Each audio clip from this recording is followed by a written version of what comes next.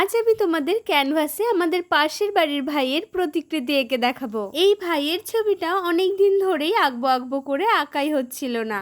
অবশেষে ছবিটা নিয়ে বসেই পড়লাম। আজ ওর ছবিটা আঁকতে পেরে আমি ভীষণ খুশি। এই ক্যানভাসে যখন ওর মুখটা ফুটিয়ে তোলার চেষ্টা করছিলাম তখন ওর নিঃস্বার্থভাবে সহযোগিতার কথা মনে পড়ছিল। এই ছবিটি আঁকার জন্য আমি দোয়েল এবং ক্যামেল কোম্পানির তুলি ও ফেব্রিকের অ্যাক্রিলিক কালার ব্যবহার করেছি। তোমরা অনেকেই প্রশ্ন করো আমি কি ফোন ব্যবহার করি।